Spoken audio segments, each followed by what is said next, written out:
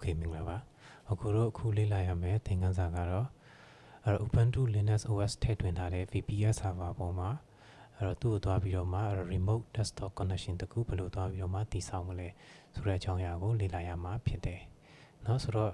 ဒီနေရာမှာ RDP ဆိုတာကတော့ remote desktop protocol connection ကိုဆိုလိုတာ VPS ဆိုတာကတော့ virtual private server ကိုဆိုလိုတာ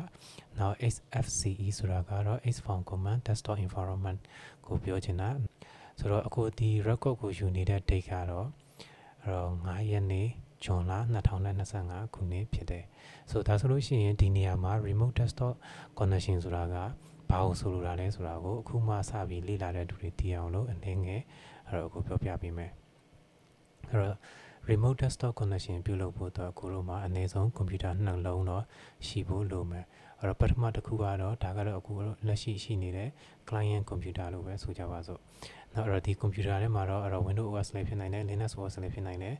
နောက်ပြီးတော့တဲ့အခါကျရင်Mac OS လည်းဖြစ်နိုင်တယ်ဒီနေရာမှာတော့အခုကတော့ Linux ကိုအဓိကထားပြီးတော့မှပြောသွားမှာပေါ့လေနော်နောက်တစ်ကွန်ပျူတာတစ်ခုကတော့အခုတို့ဒီ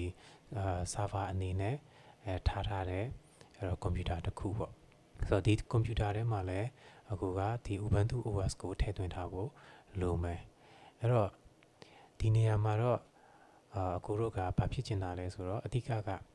ဒီကွန်ပျူတာကို server အနေနဲ့ထားတဲ့ကွန်ပျူတာကိုအခုတို့တွေကဒီဘက် client ကွန်ပျူတာကနေပြီးတော့မှ remote desktop protocol connection တခုနဲ့ချိတ်ဆက်ပြီးတော့မှအခုတို့ဒီကွန်ပျူတာရဲ့ desktop ကြီးကဒီဘက်ကိုရောက်လာမှာပေါ့လေเนาะသူ့ရဲ့မြင်ကွင်းကဒီဘက်အခုတို့ client ကွန်ပျူတာကနေမြင်ရပြီးတော့မှတစ်ဖက်ကွန်ပျူတာ server ကိုအခုတို့ရဲ့လက်ရှိနေတဲ့ client ကွန်ပျူတာတွေကနေပြီးတော့မှ remote လုပ်ပြီးတော့မှဘယ်လို manage ပြုလုပ်မလဲဆိုတဲ့အကြောင်းအရာကိုလေ့လာရမှာဖြစ်တယ်အဲ့တော့ဒီနေရာမှာတော့အခုကတော့လက်ရှိသုံးနေတဲ့ physical server နဲ့ချိတ်ဆက်ပြပေးဖို့အဆင်မပြေတာဖြစ်တဲ့အတွက်ကြောင့်မို့လို့ဒီ cloud ပေါ်မှာ virtual server တခုသွားတည်ဆောက်ပြီးတော့မှကိုယ့်ရဲ့အခုလက်ရှိနေတဲ့ client computer ကနေသူ့ကို remote desktop လုပ်ပြီးတော့မှရှင်းပြသွားမှာဖြစ်တယ်ဒီထုံးစံအတိုင်းပဲ browser တွေကိုဝင်ထားလိုက်မယ်နောက်ပြီးတော့တဲ့အခါကျလို့ရှိရင်အခုဒီ Trello တွေကနေပြီးတော့မှ data line ကိုဝင်ထားရင်ဒီရဲ့ cat ကိုတွေ့မှာပေါ့လေနော်ဆိုတော့ဒီမှာတော့အခုဒီရဲ့ link ကိုတခါတည်းshare ထားပြီးမှပြီးတော့ရင်နောက်ဒီ note တွေကလည်း Trello ပေါ်မှာpublish share ထားတာဖြစ်တဲ့အတွက်ကြောင့်မို့လို့ဒီ login ဝင်ထားသည်ဖြစ်စေမဝင်ထားသည်ဖြစ်စေเนาะအခုတို့အကုန်လုံးဝင်ကြည့်လို့ရနေမှာဖြစ်တယ်โอเคဒါဆိုလို့ရှိရင်အခုတို့ဒီမှာအဓိကလေ့လာရမယ့်အကြောင်းအရာကတော့၄ချက်ပေါ့ဒါပေမဲ့ဒီ၄ချက်မှာဒီအပေါ်က၃ချက်ကကြတော့ server မှာဘယ်လိုတွားပြီးတော့မှဒီ application ကိုတွားပြီးထည့်သွင်းမလဲပြီးတော့ဘယ်လိုချိတ်ဆက်မလဲဆိုတော့ဒီအဓိကအပိုင်းကတော့၃ပိုင်းပေါ့လေနော်ဒီအောက်ဆုံးကတော့စောတုန်းကအခုတို့set up ပြုလုပ်ခဲ့တဲ့အကြောင်းအရာတွေကိုမလိုချင်ဘူးဆိုလို့ရှိရင်တော့ဘာတွားပြီးတော့မှဖြုတ်ပစ်တဲ့အကြောင်းအရာဖြစ်မယ်ပေါ့ဆိုတော့ဆိုလို့ရှိရင်အခုတို့နံပါတ်1ကနေစပြီးတော့မှကြည့်ကြရအောင်ဒီနံပါတ်1အကြောင်းအရာမှာတော့အခုတော့ virtual private server တခုကိုတည်ဆောက်ဖို့အတွက်အခုတို့ဒီမှာ link လေး5ခုပေးထားပေးတယ်ဒါကတော့အထင်ကြီးဖြစ်တဲ့cloud service provider တွေပေါ့လေနော်အဲ့ဒီမှာကိုနှစ်သက်ရာprovider ကိုအသုံးပြုလို့ရတယ်နော်digital ocean linux ဖြစ်နောက်ပြီးတော့ server space ဖြစ်နောက်ပြီးတော့ AWS ဖြစ်နောက်ပြီးတော့ဒီမှာ Alibaba ဖြစ်ကိုကြိုက်တာသုံးလို့ရတယ်ဒီနေရာမှာတော့အခုကတော့ digital ocean နဲ့ရှင်းပြသွားပြီးမယ်မီတို့ဆိုစေdigital ocean မှာမဟုတ်ဘူးကိုကြိုက်တဲ့ VPS server ကိုကြိုက်တဲ့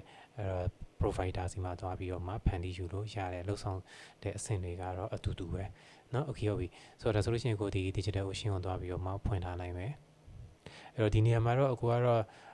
register account လုပ်ထားပြီးပေါ့ဒီ digital ocean ပေါ်မှာနောက်ပြီးတော့တခါတည်းလည်း login ဝင်ထားပြီးသားဖြစ်တဲ့ကြောင့်မလို့အခုဒီ login ကိုနှိပ်လိုက်တာ ਨੇ ဒါဆိုရင်အခုရဲ့dashboard ကိုရောက်သွားမယ်ပေါ့လေနော် okay အခုမှာတော့လက်ရှိဖန်တီးထားပြီးသား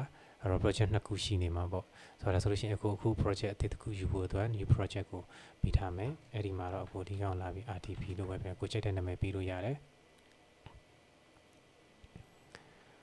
ဒီတက်ကဆိုပါစို့တစ်ခုခုကိုနှစ်သက်ရရွေးထားလိုက်မယ်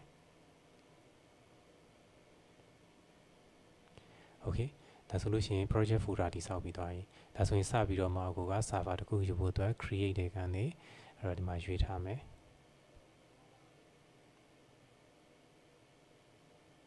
Okay အဲ့တော့ပြီးတော့ရင်ဒီမှာကိုတို့ကိုယ့်ရဲ့ server ပေးရမယ့် region တွားရွေးပေးရမယ်ဆိုတော့အခုကတော့အနည်းဆက်ဆုံးစင်ကာပူကိုရွေးထားမယ်။နောက် Ubuntu တွေကနေပြီးတော့မှလက်ရှိရှိရာက DS version မှာနောက်ဆုံးဆိုလို့ရှိရင်24.04ဆိုတဲ့ version ကိုရွေးထားလိုက်မယ်။အဲ့တော့ okay လို့က24.10ကိုသုံးမယ်ဆိုလည်းရတယ်ပြဿနာမရှိဘူး။ Okay ဆိုအခုဒီမှာတော့နည်းနည်းလေးပို့ပြီးမြန်အောင်လို့$48လောက်ကြာတဲ့ဟာကိုရွေးထားလိုက်မယ်အဲ့တော့ခဏပဲဆိုတော့ဒီသင်ခန်းစာအတွက်ပဲဆိုတော့ကိစ္စမရှိဘူးဆိုတော့ဒီမှာ password အတွက်အကိုကဒီမှာလာပြီးတော့မှအဲ့တော့ sample password တစ်ခုတောက်ပြီးပေးထားလိုက်မယ်ဆိုပါစို့အဲ့တော့ဒီက password တစ်ခုတောက်ပြီးပေးထားမယ်နောက်ပြီးတော့ရင်သူ့ကိုတောက်ပြီးအဲ့တော့ create ပေးလို့ရပြီပေါ့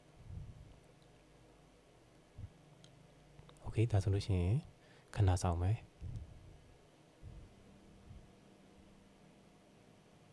Okay so ဒါဆိုရင်အခုတို့ဒီကောင်လာပြီးတော့မှ server VPS server တခုရပြီအဲ့တော့ဒါကတော့အခုတို့အသုံးပြုရမယ် IP address public IP ပေါ့လေနော်အဲ့တော့ဒီ IP ကိုအခုတို့အသုံးပြုပြီးတော့မှသူကို connect လုပ်ရမယ်ဆိုတော့ဒါဆိုလို့ရှိရင်အခုဒီကောင်လာပြီးတော့မှ control order T တွေကနေအဲ့တော့ဒီ server ကို manage လုပ်ဖို့အတွက်အခုတော့ခေါ်မယ်အဲ့တော့ဘယ်လိုခေါ်မလဲဆိုတော့ SSH တွေကနေ root account ဖြစ်တဲ့အတွက်ကြောင့်မလို့ ROT တွေကနေဒီရဲ့ IP address ကိုပေးထားမယ်နောက်ပြီးတော့ဒီမှာ yes လို့ပြောထားမယ်နောက်ဒီမှာ password ကတော့စောစောတုန်းကအခုယူလာခဲ့တဲ့ password ကို copy ယူပြီးတော့ဒီမှာပေးထားပြီ okay so ဒါဆိုလို့ရှိရင်အခုတို့ server တွေကိုရောက်သွားပြီအဲ့တော့တခါလေး update ပေးထားမယ်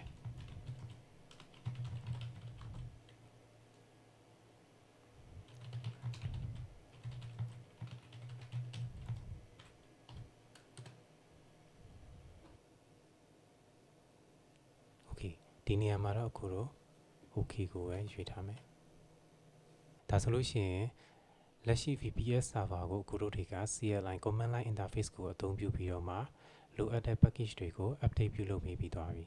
ဒါပေမဲ့အခုတို့လိုချင်တာကအခုလို CLI command line interface ကိုအသုံးပြုပြီးတော့မှ manage ပြုလုပ်စေချင်တာမဟုတ်ဘူးလက်ရှိအခုအသုံးပြုနေတဲ့ computer care တို့ desktop environment ကိုအသုံးပြုပြီးတော့မှ drag and drop တွေ click ခောက်ပြီးတော့တွေသွားပြီး manage ပြုလုပ်စေချင်တာ okay ဒါဆိုလို့ရှိရင်အခုတို့ကနံပါတ်1သင်ခန်းစာဖြစ်တဲ့